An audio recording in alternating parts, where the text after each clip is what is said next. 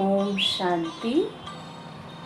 आज अव्यक्त बाप दादा के मधुर महावाक्य सुनेंगे।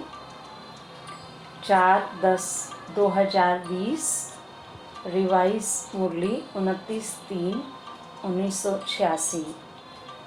सार है डबल विदेशी बच्चों से बाप दादा की रूहान। आज बाप दादा चारों ओर के डबल विदेशी बच्चों को वतन में इमर्ज कर सभी बच्चों की विशेषताओं को देख रहे थे। क्योंकि सभी बच्चे विशेष आत्माएं हैं, तब ही बाप के बने हैं, अर्थात श्रेष्ठ भाग्यवान बने हैं। विशेष सभी हैं, फिर भी नंबरवार तो कहेंगे। तो आज बाप दादा डबल विदेशी बच्चों को विशेष रूप से देख रहे थे। बाबा ने कहा कि डबल विदेशियों में दो विशेषताएं हैं, एक स्नेह की शक्ति और दूसरा परिवर्तन करने की शक्ति। इन दोनों विशेषताओं को हिम्मत से धारण कर अच्छा ही सबूत दिखा रहे हैं। फिर बाबा ने कहा अव्यक्त शक्ति की अनुभूति कर स्वयं को सेवा में सदा आगे बढ़ा सकते हैं। क्योंकि बाबा का साकार सीज़न पूरा हो रहा था, तो बाबा ने इसीलिए कहा कि अव्यक्त वतन में तो आप सदा ही बाबा से मिलन मना सकते हैं, वहाँ संख्या की भी कोई बात नहीं है। बाबा ने कहा वहाँ भले कितने भी लाख हों, फिर भी ऐसे ही लगेगा जैसा छोटा सा संगठन दिखाई दे रहा है। फिर बाबा ने विदेशियों को देखते हुए कहा कि बाप दादा देख रहे थे कि भिन्न भिन्न रस्म रिवाज होते हुए भी दृढ़ संकल्प से प्रगति अच्छी की है। मेजॉरिटी उमंग उत्साह में चल रहे हैं, कोई कोई खेल दिखाने वाले भी होते हैं। तो बाबा ने कहा खेल कौन सा करते हैं? कंफ्यूज होने का खेल करते हैं ना। फिर भी बाबा ने कहा यह रिजल्ट देखी कि पढ़ाई से प्यार और याद में रहने का उमंग उत्साह भिन्न रीति रस्म मान्यता को सहज बदल देता है। और उसमें बाबा ने विशेष रूप से प्रवृत्ति में रहने वाले बच्चों को देखा।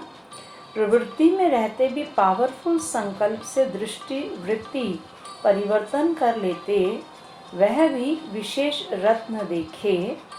बाबा ने कहा ऐसे बच्चे जैसे बाप दादा झाटकू का दृष्टांत देते हैं, ऐसे मन से त्याग का संकल्प करने के बाद फिर आँख भी न डूबे, ऐसे भी हैं। तो ऐसी शक्तिशाली आत्माओं को देख बाप दादा मुस्कुराते हुए रूह रिहान कर रहे थे कि ब्रह्मा की रचना दो प्रकार की गाई हुई है। एक ब्रह्मा के मुख से निकले और दूसरी रचना ब्रह्मा ने संकल्प से सृष्टि रची। तो बाबा ने कहा जो संकल्प की रचना है वो शक्तिशाली है। क्यों? क्योंकि संकल्प शक्तिशाली था। तो बाबा ने कहा ब्रह्मा के शक्तिशाली संकल्प के कारण ही ब्रह्मा के चित्र को देखते ही चैतन्यता का अनुभव होता है। चैतन्य संबंध के अनुभव से आगे बढ़ रहे हैं।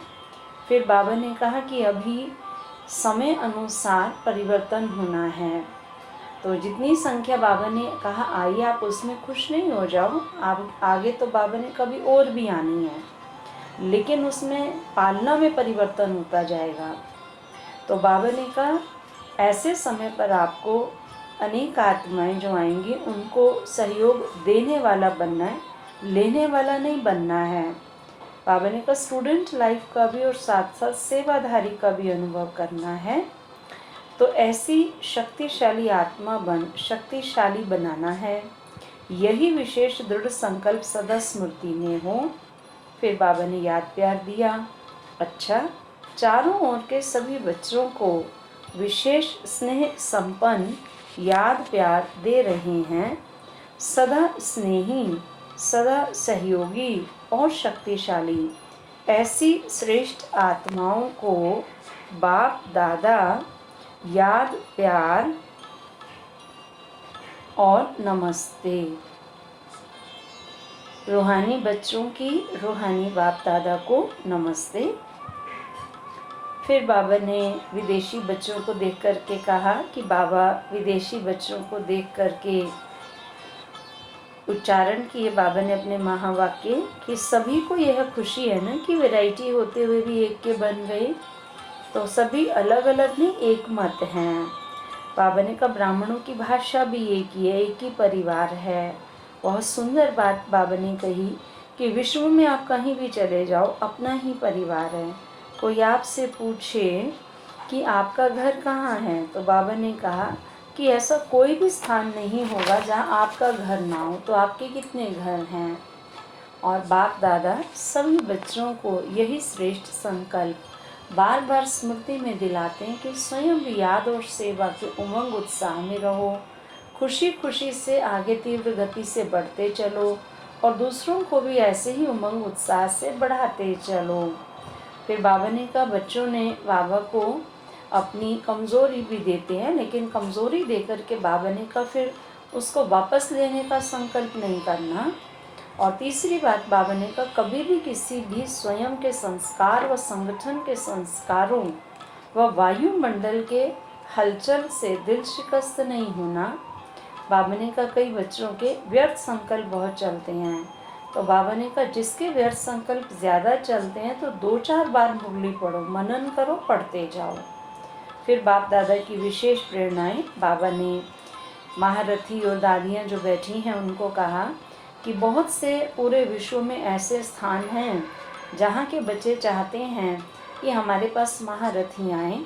तो बाबा ने कहा कि आपको उन सब स्थानों पर जाना है, चाहे वो छोटे गांव के स्थान हों या कोई साधारण बाबा के बच्चे वहाँ रहते हैं। तो बाबा ने कहा यथाशक्ति उनका प्रोग्राम ही बड़ा प्रोग्राम है, उनकी भावना ही सबसे बड़ा फंक्शन है। तो बाबा के पास ऐसे बहुत बच्चों की फ़ाइल है, तो बाबा ने कहा अभी ये फ़ाइल बाबा पूरी करना चाहते हैं। तो जहाँ भी बाबा ने कहा आप जाओ तो 2 प्रकार के प्रोग्राम रखो, एक तो ब्राह्मणों की रिफ़्रेशमेंट का और दूसरा VIPs का भी संपर्क हो जाए। और बाबा ने कहा कि निर्विघ्न बनने का हिम्मत और उत्साह भरे ब्राह्मणों के अंदर, क्योंकि बाबा ने कहा समय प्रमाण सर्कमस्टांस बदल रहे हैं और बदलते रहेंगे, इसलिए फाइल को ख़त्म करना है। अच्छा, आज का वरदान है रूहानियत की श्रेष्ठ स्थिति द्वारा वातावरण को रूहानी बनाने वाले सहज पुरुषार्थी भव। रूहानियत की स्थिति द्वारा अपने सेवा केंद्र का ऐसा रूहानी वातावरण बनाओ जिससे स्वयं की और आने वाली आत्माओं की सहज उन्नति हो सके, क्योंकि जो भी बाहर के वातावरण से थके हुए आते हैं उन्हें एक्स्ट्रा सहयोग की आवश्यकता होती है, इसलिए उन्हें रूहानी वायुमंडल का सहयोग दो। सहज पुरुषार्थी बनो और बनाओ। हर एक आने वाली आत्मा अनुभव करे कि यह स्थान सहज ही उन्नति प्राप्त करने का स्थान है। और आज का स्लोगन है वरदानी बन शुभ भावना और शुभकामना का वरदान देते रहो। ओम शांति।